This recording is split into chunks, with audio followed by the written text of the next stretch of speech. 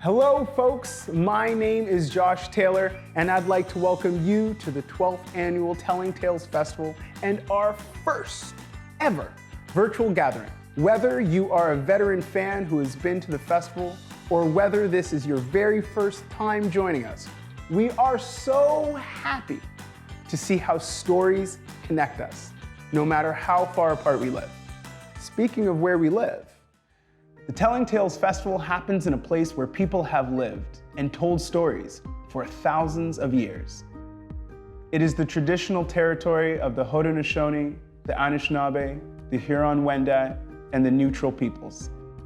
Today, it is home to the Mississaugas of the Credit First Nation, the Six Nations of the Grand River, and to many other Indigenous people from across Turtle Island. We recognize our responsibility to learn about their rich history so that we can better understand our roles as caretakers, neighbors, and friends. With a good heart and mind, we honor the sacred Indigenous tradition of storytelling by presenting our program today. Miigwech, Nyawe, and thank you. Hi everyone, this episode is called Family, Friends, and Neighbors. Today, we're going to hear about all the ways we connect with each other. That might be as a family or as a neighborhood, or like we are doing right now, as an audience. Sometimes we call all of those things together our community. Watch this whole episode for a chance to win a book from one of today's authors. I'll be giving you a clue about what to do to win, but you've got to listen carefully. Aimee is going to start us off today with a story about a little boy named Freddie who felt ordinary, but grew up to be a very special person. Aimee Reid shines a light on kindness all around us. Her stories Mama's Day with Little Gray and You Are My Friend show us all sorts of ways we can be caring to one another. Hi, I'm Aimee Reid and my book is about friends. Have you ever wished that you could be with your friends? I wish I could see all of you in real life right now, but I'm glad that we can connect over this video. The child in my new book is named Freddie, and he had to miss out on being with his friends a lot. In the springtime, when everything was growing and green, Freddie Rogers had to stay inside. Flowers made him sniffle, plants made him sneeze. Freddie had allergies. Freddie had other illnesses too. He spent many days in bed. Sometimes he had to stay inside for weeks at a time. Being sick made it hard to make friends. Often when Freddie felt sad or mad, lonely or scared, he kept his feelings inside, but he wanted someone to know how he felt. Freddie found that he could talk about his feelings with puppets. He gathered them around him on his bed.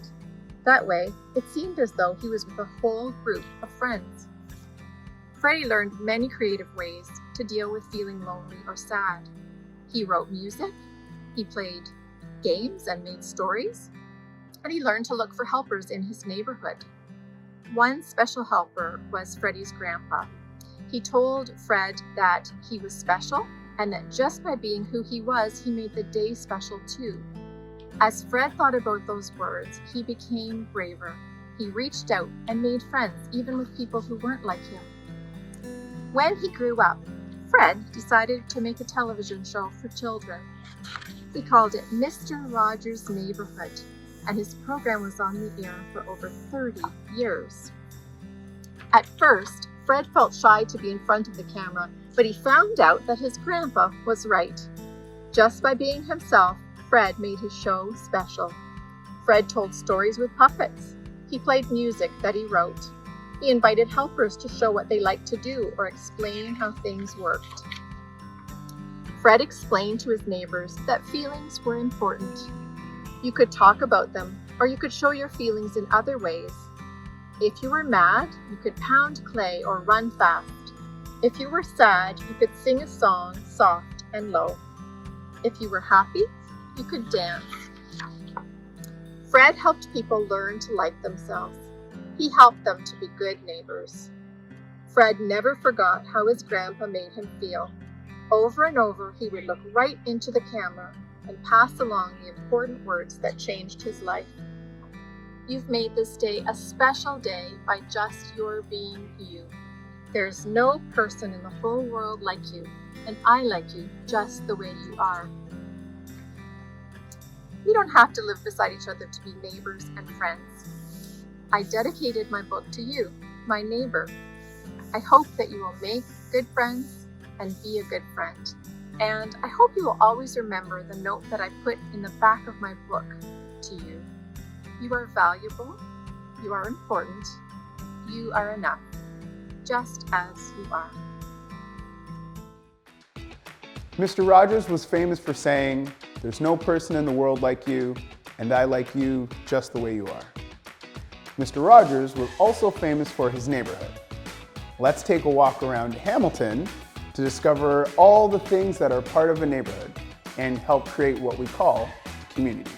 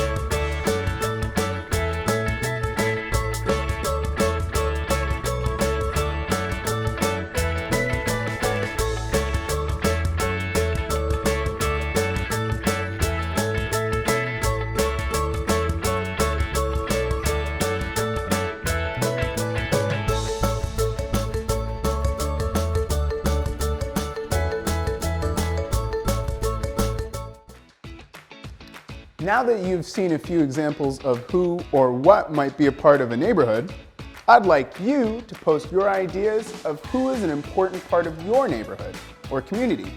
You could win a book from one of today's authors. Sometimes, the way we connect with our family and friends is through activities like cooking. I love cooking and eating. Anusha is here to tell us her story about a dad who makes a special dish.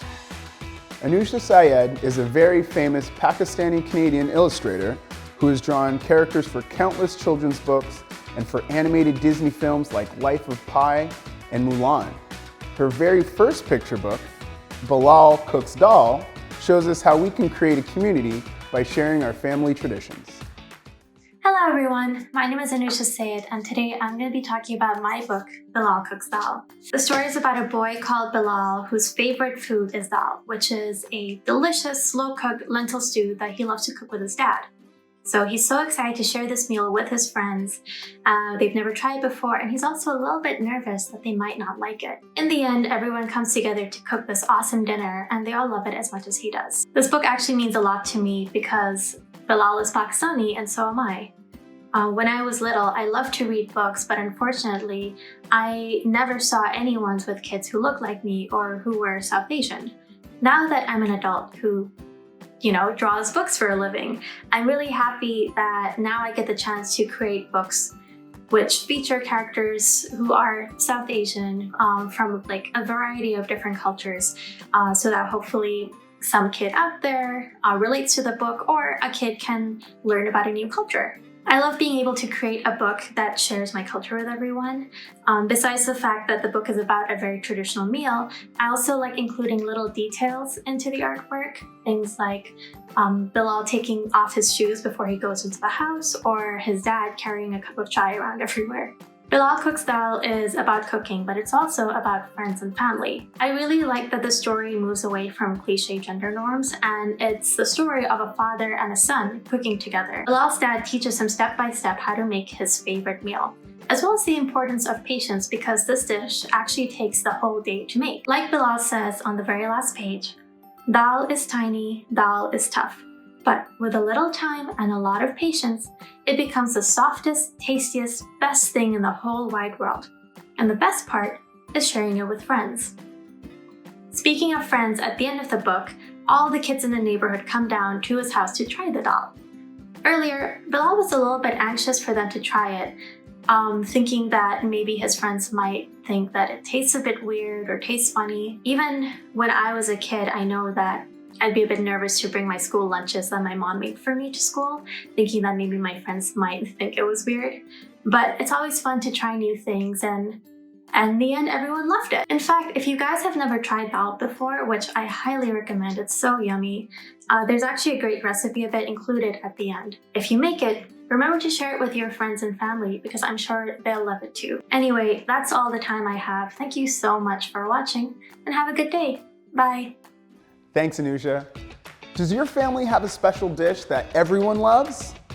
My favorite is, macaroni pie, or jerk chicken and rice and peas, or roti, or spicy bean. There's a lot. I have a lot of favorite foods. Anyways, music is another way we form communities. Here's my friend Christopher with a song about getting ready in the morning. 2, 1. Get dressed, get dressed. When you wake up in the morning, get dressed. Open up your sleepy eyes, put your head in a shirt, put your feet in your socks and get dressed. Well, you wake up every morning, so why do you look so surprised? And I give you the same old warning, you got a strange look in your eyes. What day is it? Is it morning? Who are you? Where's mommy? Just listen up, kid, and get dressed. Get dressed. When you wake up in the morning, get dressed. Now I know you'd like to fake it and walk around naked, but the cat is acting weird, so get dressed. Ba-da-doo-bop, beep-bop, beep-bop, be-a-da-doo-da-dee-dee-da. Ba-da-dee-da-dee-da-dee-da. Ba-dee-da-da-dee-da-da-da. Ra-da-da-da-da. Ba-dee-doo-doo-doo-doo-doo. Yap-bop-be-ya-da-da-ya-da-doo. Dee-dee-doo-doo-doo. Get dressed, get dressed. When you wake up in the morning, get dressed. Open up your sleepy eyes, put your head in a shirt, put some socks on your feet, put a leg in each hole, take your pajamas off your head, take your pants off again, forgot your underwear, do I have to spell it out, and tell you every step, just listen to me, kid, and get dressed. Please.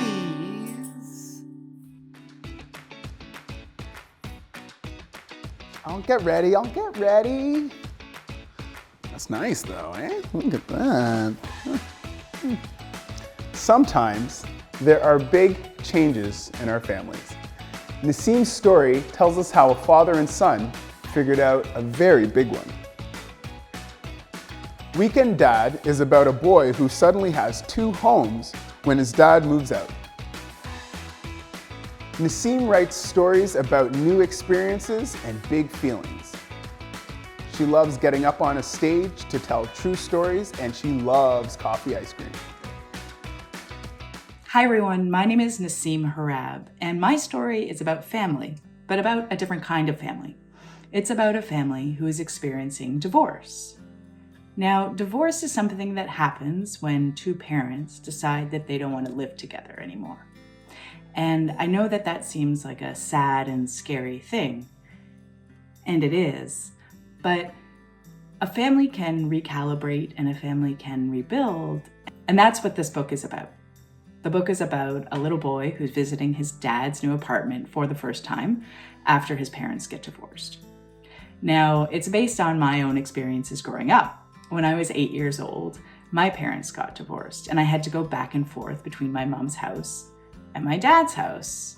And it was really hard. You have some toys at your dad's house that are not at your mom's house. You have different things that you used to do all together as a family that you don't do anymore. It's a lot. But I'm hoping that this story shows that while these things are hard and hard to understand and go through, that really the love that exists between a mom and a child or a dad and a child is always there. So I thought I'd read a bit from the story. On Monday morning, my dad moved out of our house and into an apartment. He said he won't be far, just a bus ride away, down the street, past the park, and through the tunnel. Before he left, I packed a bunch of photos in my dad's suitcase so he wouldn't forget us by the weekend. On Tuesday, I woke up thinking about how my dad's hair looks red in the sunlight. Most of the time, I wake up thinking about toast. On Wednesday, I visited my hamster's grave. My dad cried when he buried Abraham. I was sad too, but I didn't cry. On Thursday, my mom and I ate tuna fish sandwiches for dinner. My dad hates tuna fish. I think I've been thinking a lot about my dad this week. On Friday night, my mom and I packed my pajamas, 2 sweaters, 2 pairs of jeans, 2 pairs of underpants, my toothbrush, and Wendell. My dad rings the doorbell and I kiss my mom goodbye. It's my weekend with my dad.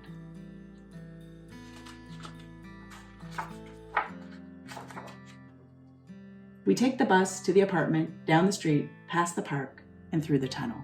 And I tell my dad all about my week.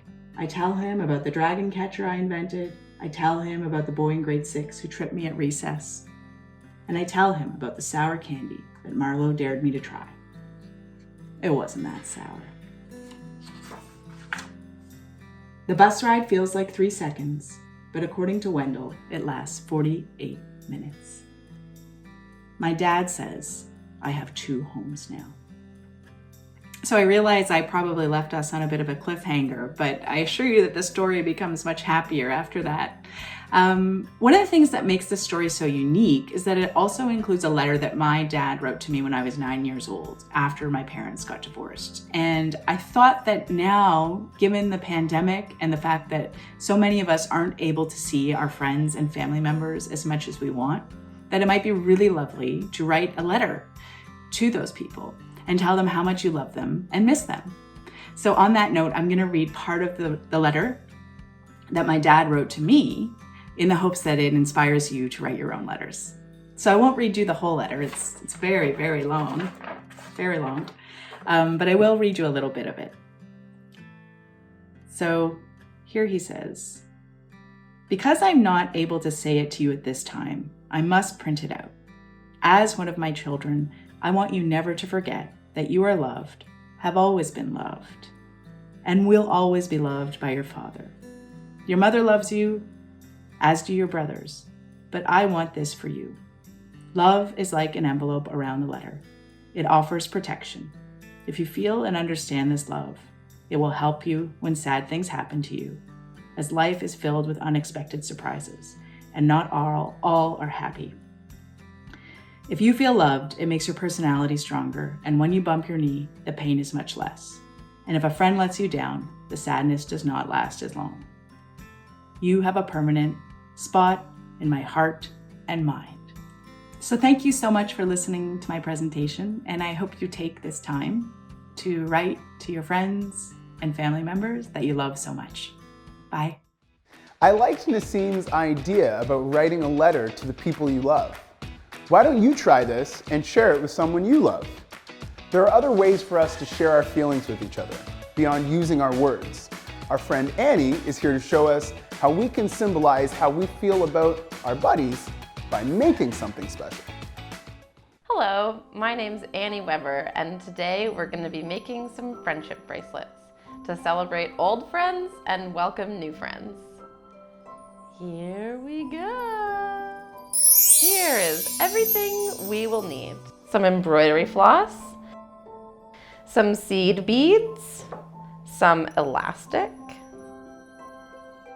and a pair of scissors.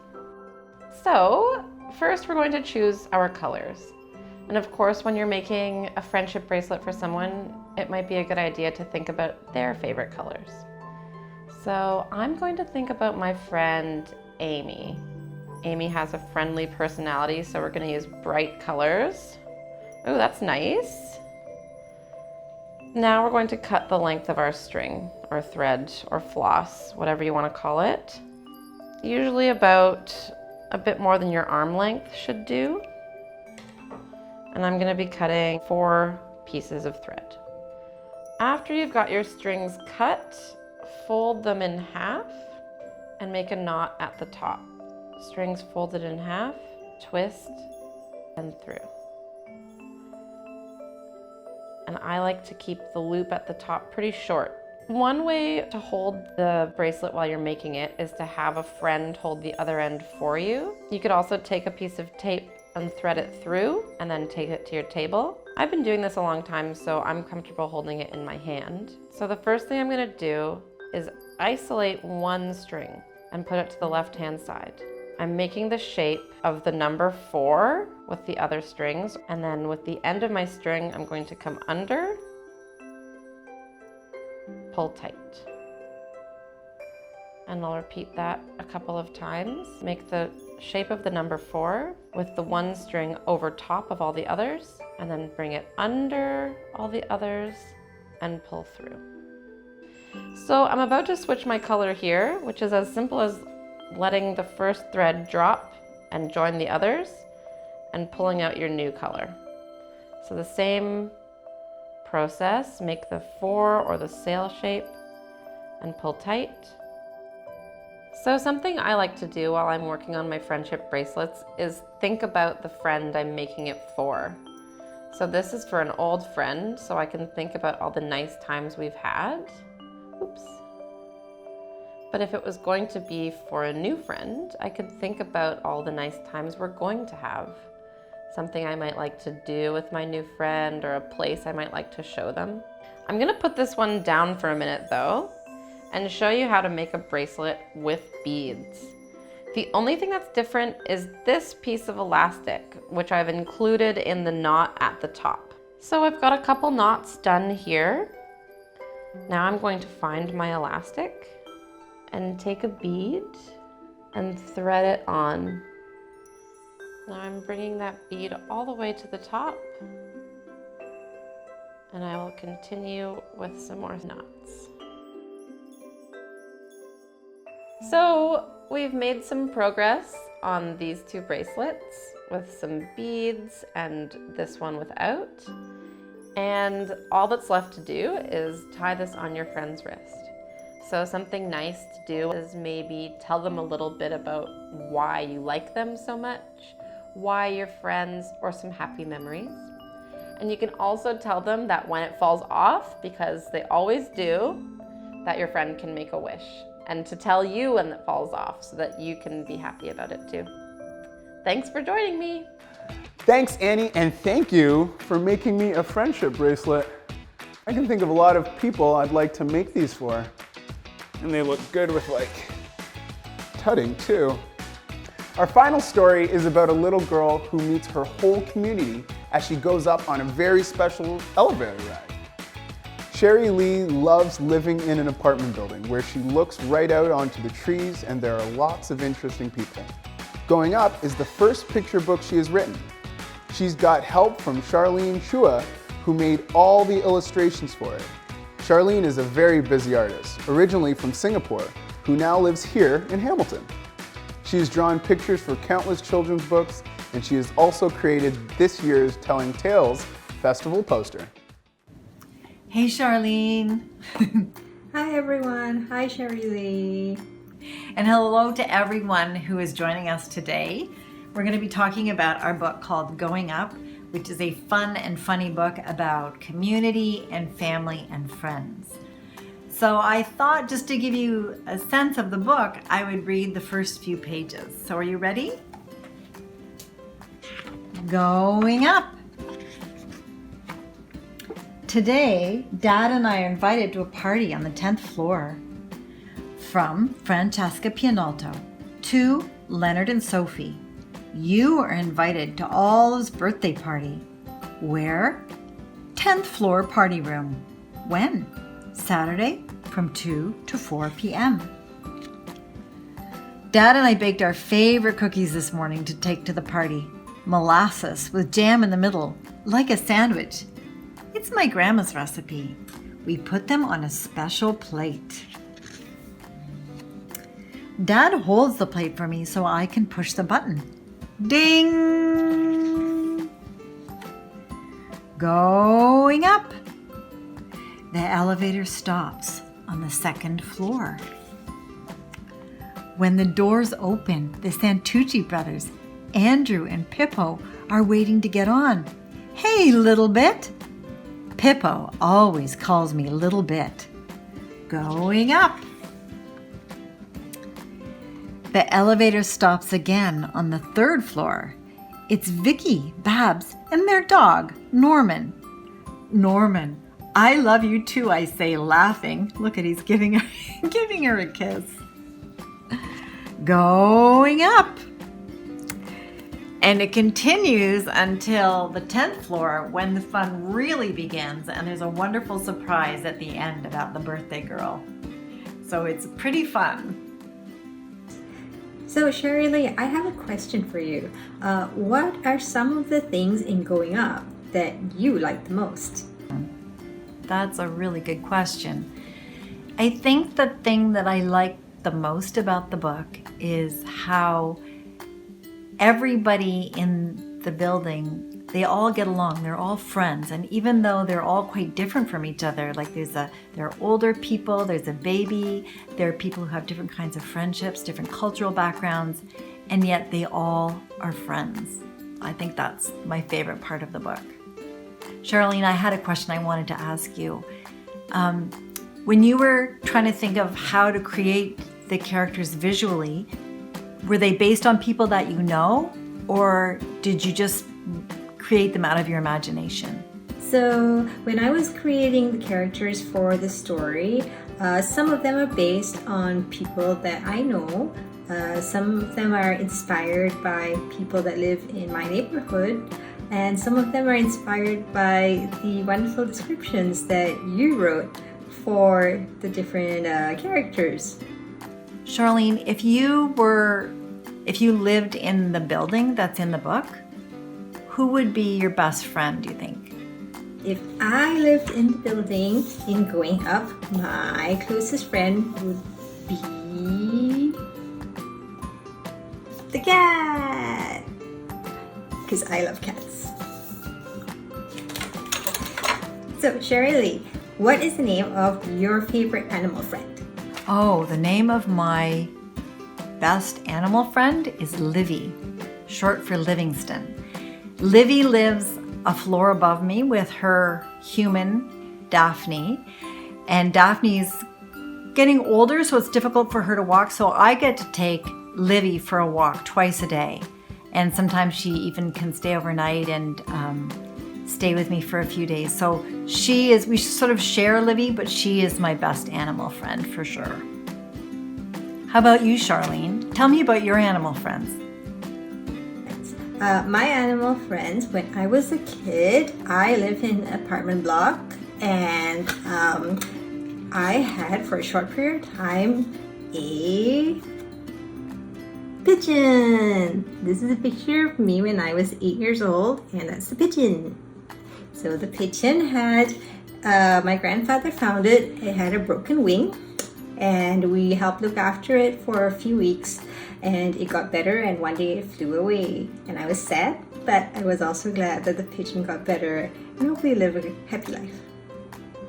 Charlene, it was so great to see those pictures of your pets. And I just wanted to say that I am so looking forward to when you can come over and visit me in my 10-story building that I live in. And I'm going to make you molasses cookies just like the ones in the book. I just wanted to say goodbye to everybody and thank you. And don't forget to hug your pet friend today. Bye. Thank you. Bye-bye. Wow, is she ever lucky to only have to step on an elevator to visit with all our neighbors?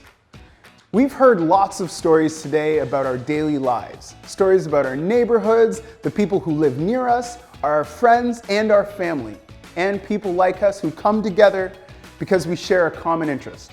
All of this is how we create what we call a community. Don't forget to comment on who is an important part of your neighborhood for a chance to win a book from one of today's presenters. Be sure also to upload your pictures or stories of what makes your neighborhood special to the Creativity Club on the Telling Tales website. Thank you so much for tuning in. Make friends with your neighbors. Thanks for joining us, and remember to visit our website for more events and to upload your artwork, your writing, your videos, and your ideas to the Telling Tales Creativity Club. Telling Tales is all about the joy of discovering how stories connect us.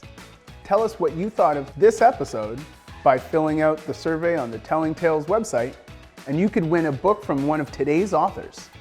See you again.